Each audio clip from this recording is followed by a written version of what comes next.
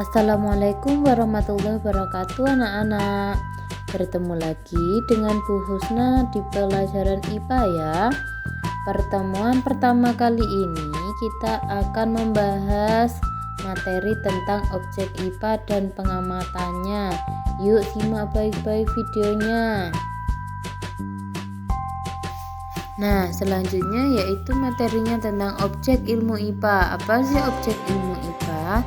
Yaitu segala sesuatu benda yang ada di alam dan interaksinya satu sama lain. Nah, contohnya yaitu interaksi antara manusia dengan udara di sekitarnya, interaksi antara manusia dan air.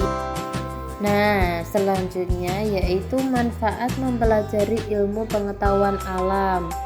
Apa saja sih manfaat mempelajari ilmu pengetahuan alam? Yuk kita bahas satu-satu. Yang pertama adalah meningkatkan kualitas hidup. Yang kedua memudahkan dalam memecahkan masalah.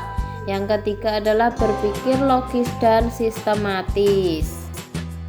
Oke, selanjutnya yaitu penggolongan ilmu dalam IPA. Ada 4 ya. Nah, pertama adalah fisika, yaitu mempelajari tentang unsur-unsur penyusun alam dan gaya yang bekerja.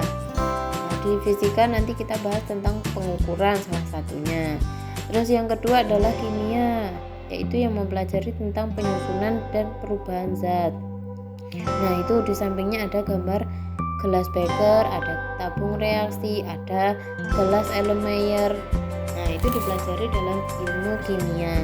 Yang selanjutnya yaitu ilmu biologi, yaitu yang mempelajari tentang makhluk hidup, misalnya hewan, tumbuhan, manusia, dan alam sekitarnya. Nah, selanjutnya yaitu geologi dan astronomi, yaitu yang mempelajari tentang lapisan penyusun bumi, atmosfer, dan antariksa. Nah, contohnya yaitu itu di sampingnya ada gambar lapisan-lapisan penyusun bumi. Nah, itu yang dipelajari dalam ilmu geologi dan astronomi. Nah, selanjutnya yaitu tentang pengukuran. Nah, apa sih pengukuran itu? Yaitu kegiatan membandingkan besaran yang diukur dengan alat ukur yang dipakai sebagai satuan atau patokan. Nah, misalnya itu ya, ada penggaris dan balok. Nah, itu adalah kegiatan pengukuran.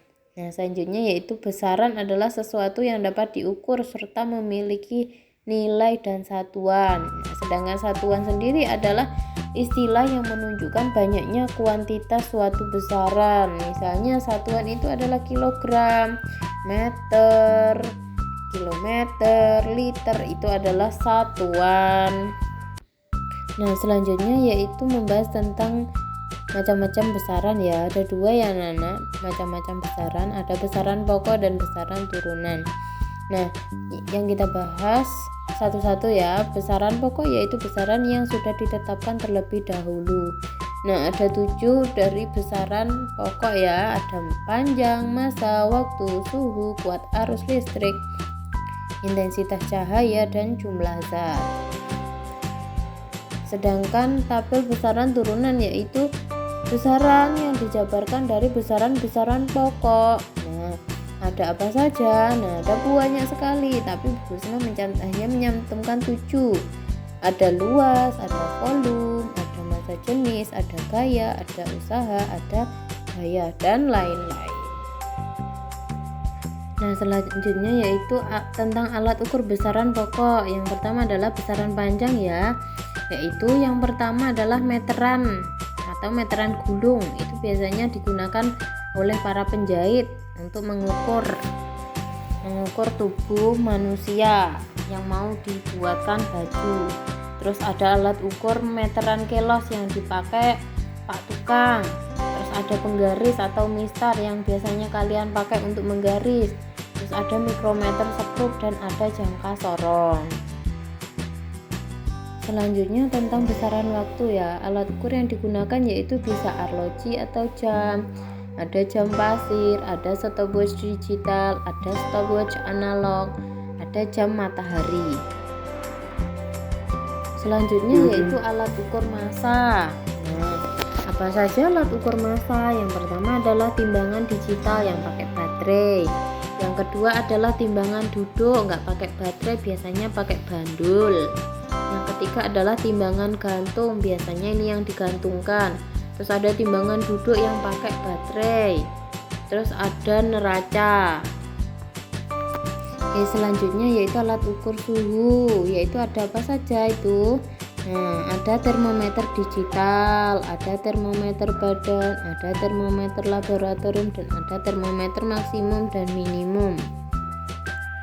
Selanjutnya yaitu alat ukur untuk mengukur kuat arus listrik, yaitu ada ampermeter analog, ada voltmeter analog, ada galvanometer analog, ada multimeter analog, ada skema internal alat ukur listrik, ada multimeter digital. Selanjutnya yaitu alat ukur intensitas cahaya, yaitu luxmeter. Oke, setelah menyimak video di atas, tugas kalian yaitu mengerjakan soal-soal di bawah ini, nomor 1 sampai nomor 5. Nanti kalian kerjakan di buku tulis kalian masing-masing. Jangan lupa soalnya ditulis ya. Jangan lupa setelah selesai mengerjakan dikirim ke Bu Husna. Jangan sampai salah mengirim tugas ke guru yang lain ya anak-anak. Oke, sekian paparan presentasi materi dari Bu Husna.